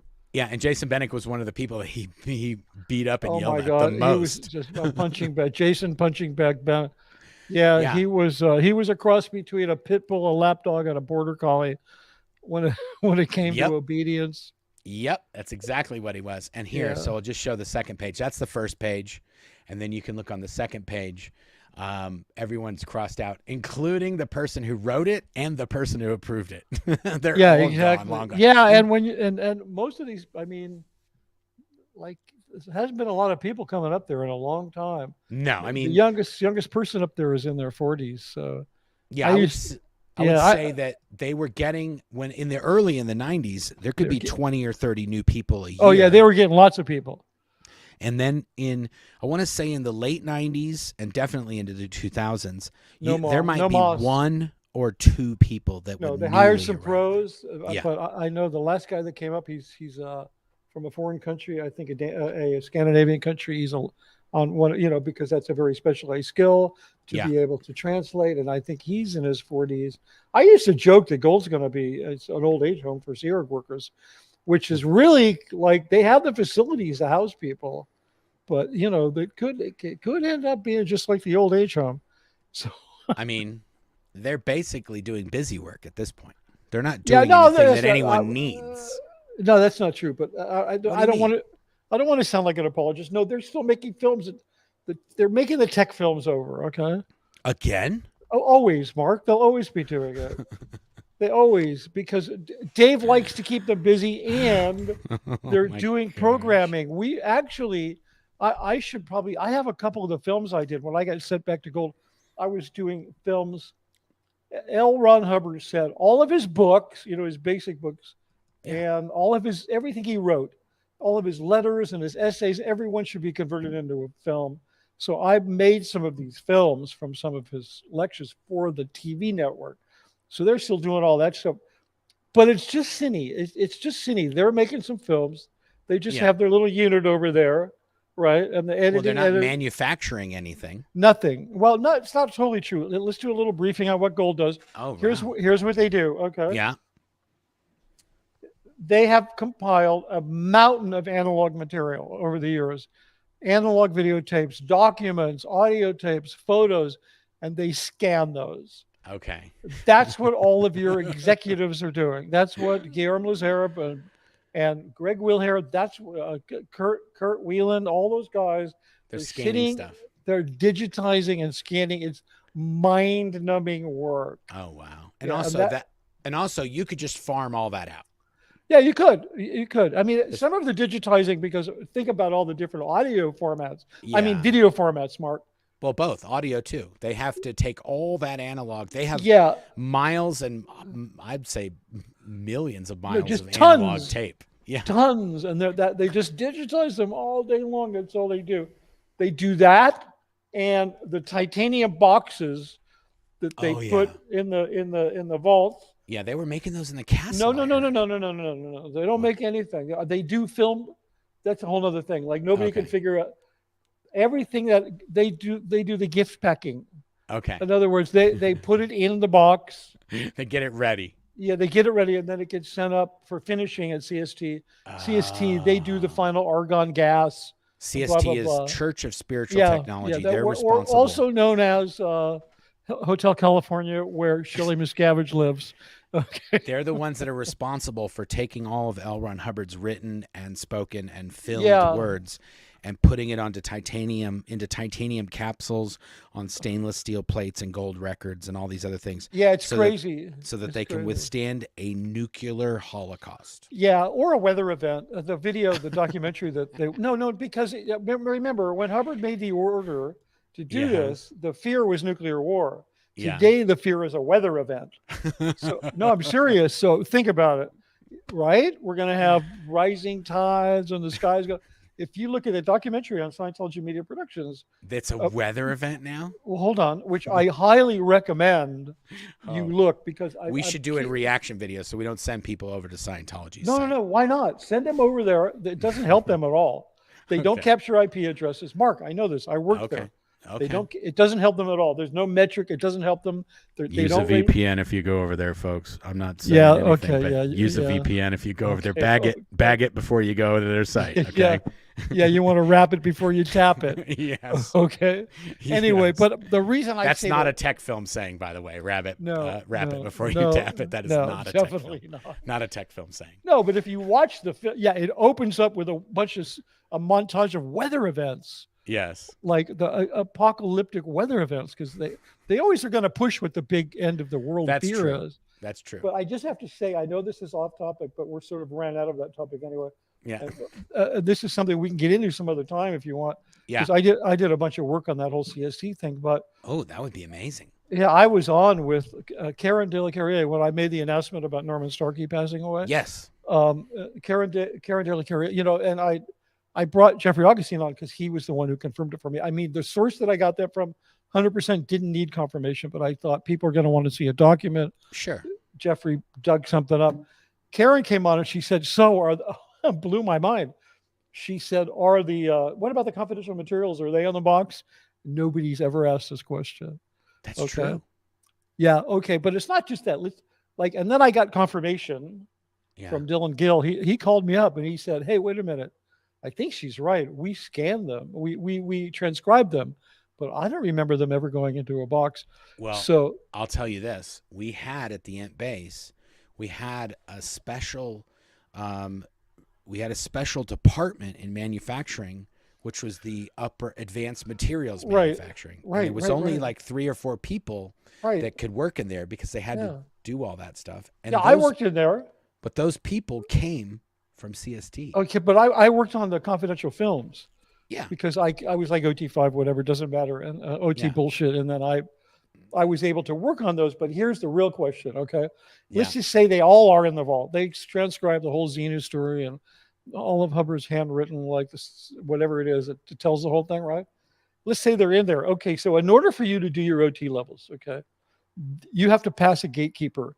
OSHA is going to gather up every folder on you. They're going to read every report. They're going to put you down with a sec checker. They're going to whoa, they're going to just squeeze any possible thing you've ever done before you have to be certified that it's okay for you to go on these. And if you access them early, you're going to die of pneumonia. Yeah. So how can you just put these in a box for some poor suckers?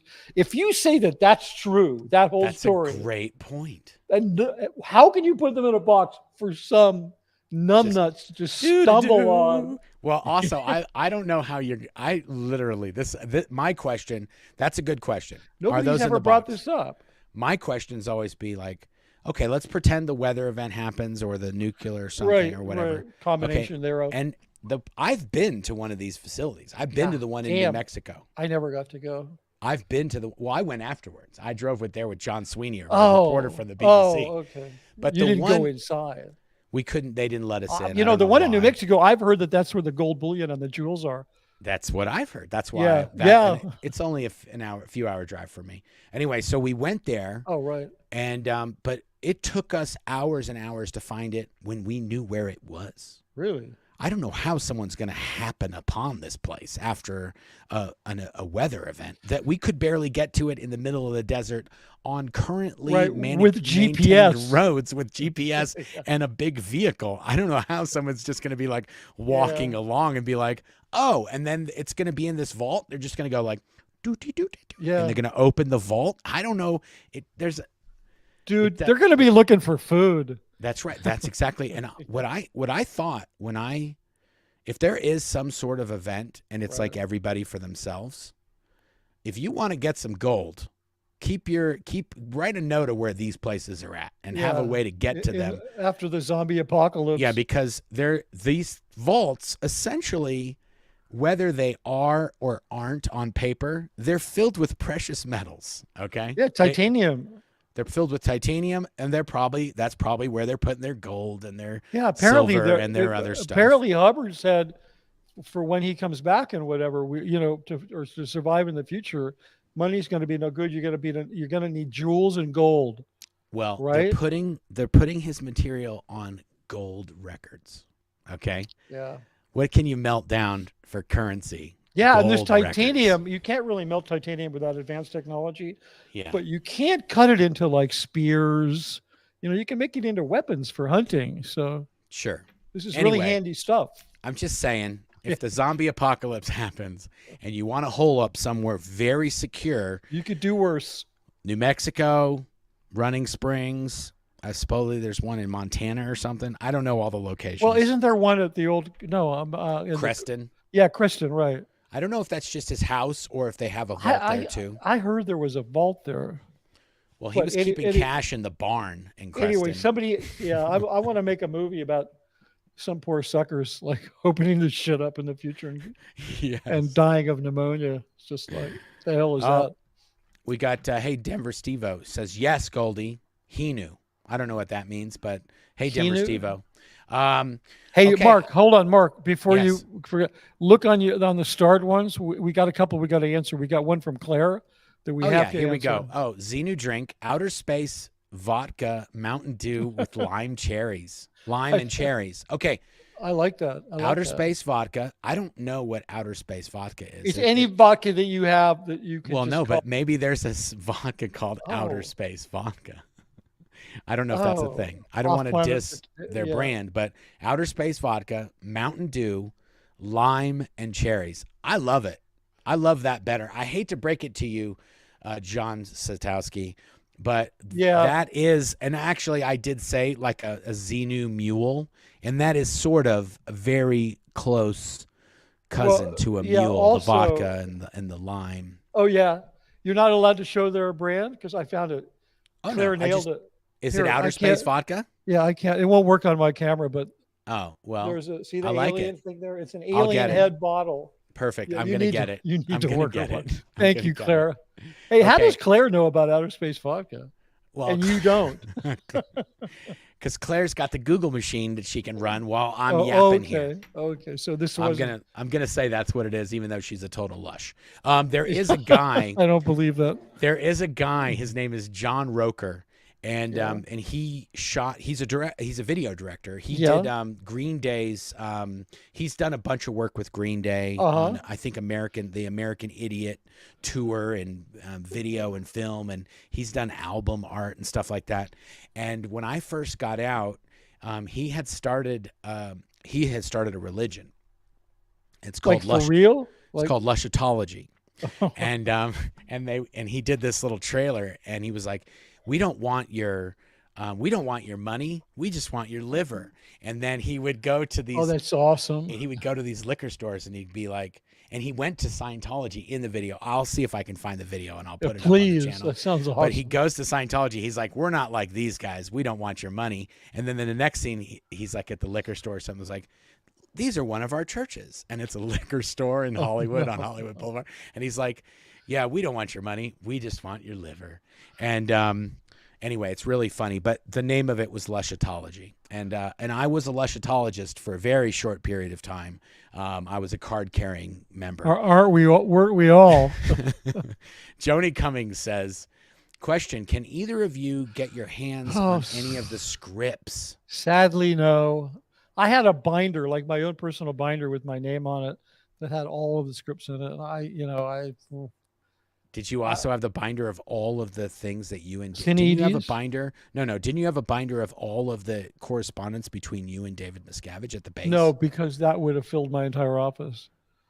No, I'm serious. He told me one day that he was probably bullshitting because he's a consummate liar, and he likes to say things to make people feel good. Yeah. And I was walking through his office, and I never went there before the big $50 million building. And I went up with him to his office to have some kind of meeting, which is maybe the only time I never needed to go up there. Yeah. I mean, Claire can tell you she never saw me in that building.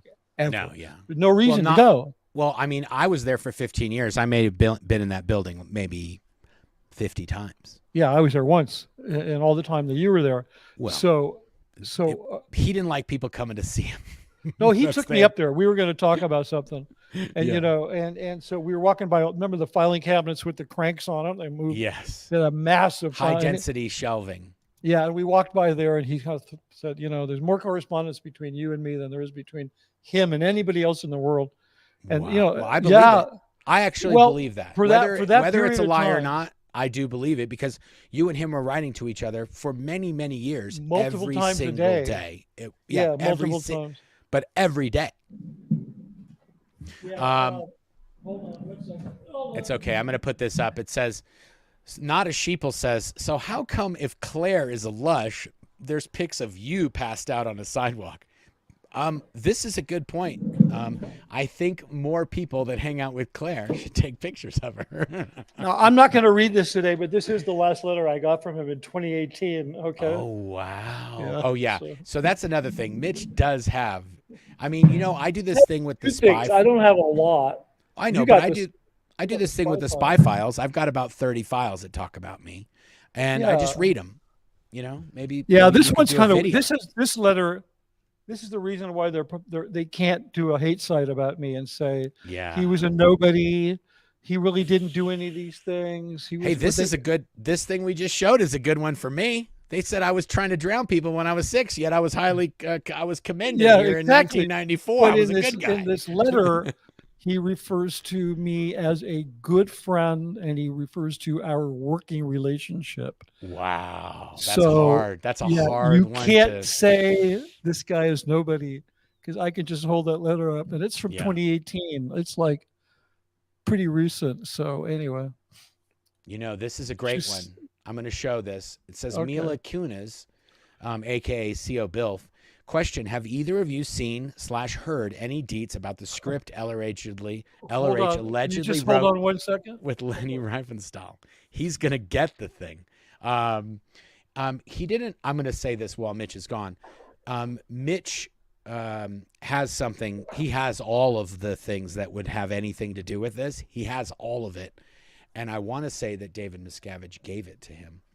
But LRH was writing a script about Africa, and he heard that Lenny had been to Africa, and I think he wrote to her. Now Mitch can take over now that he's Okay, back. so here's a note from Dave, handwritten. Dave, you recognize that handwriting, right, Mark? Yep, and I recognize his little RTC. embossed This little is the desk. RTC. This is his desk notes. If you want to send you a desk note, and this says, "Dear Mitch," this is from in 1995. "Dear Mitch, here's the data on Lenny Riefenstahl. Love, Dave." Now So set because up why he sent that to you. okay, here's why he sent it to me. 1 second. Mitch, I'm not sure. I'm gonna do a whole video on this, so I don't Yeah, I want was to get just into. gonna. Well, that's what I was gonna say. But this is just a teaser for the video. Perfect. This is Lenny Riefenstahl's biography. It's not a small book, but I've been fascinated by her since I was in film school in the 70s for a couple of reasons. And then, of course, I ended up being the Lenny Riefenstahl of Scientology. There's a passage. So I'm sitting in my office at Gold. I'm reading this book. She starts talking about L. Ron Hubbard in this book. I'm like, holy moly. And she's talking about she's looking for somebody to help her rewrite an English version of her most famous film, The Blue Light, which is a beautiful film, a silent film. You can see it on YouTube. The Blue Light, Das Blue Licht, or whatever, however you say that in German. And she had an assistant who was a film editor who was studying at St. Hill. That's how the connection was made. They contacted Hubbard about writing it. And this is the script. Okay. It's called The Blue Light. This is the English version.